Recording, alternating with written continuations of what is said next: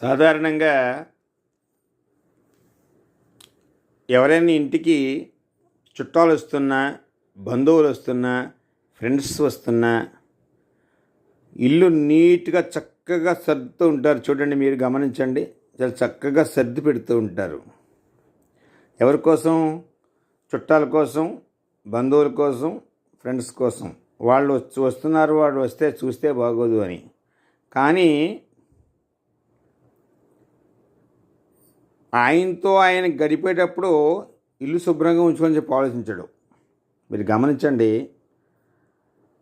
చుట్టాలు బంధువులు వచ్చినప్పుడు ఇల్లంతా సర్ది పెట్టుకుంటారు, కానీ తనతో తాను గడుపుతున్నప్పుడు ఆహ్లాదకరంగా నా ఇల్లు ఉండాలి, నా ఇల్లు చక్కగా ఉండాలి, శుభ్రంగా పరిశుభ్రంగా ఉండాలి, ఆహ్లాదకరంగా ఉండాలి, చక్కగా ఎక్కడ ఏ వస్తువులో అక్కడ వస్తువు పెట్టుకోవాలి అని చెప్పి ఎప్పుడు కూడా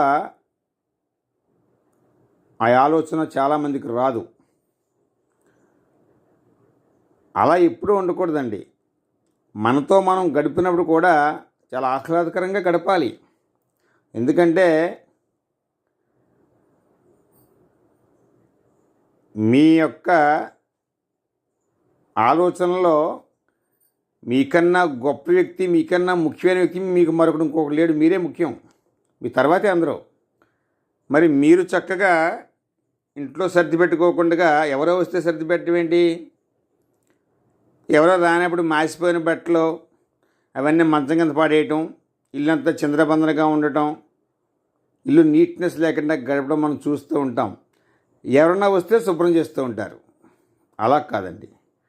ఎవరైనా వస్తే ఎంతో శుభ్రంగా నీట్గా ఉంచుతున్నామో మనతో మనం గడిపినప్పుడు కూడా అంత నీట్గా, అంతకన్నా ఎక్కువ శుభ్రంగా ఉండాలి.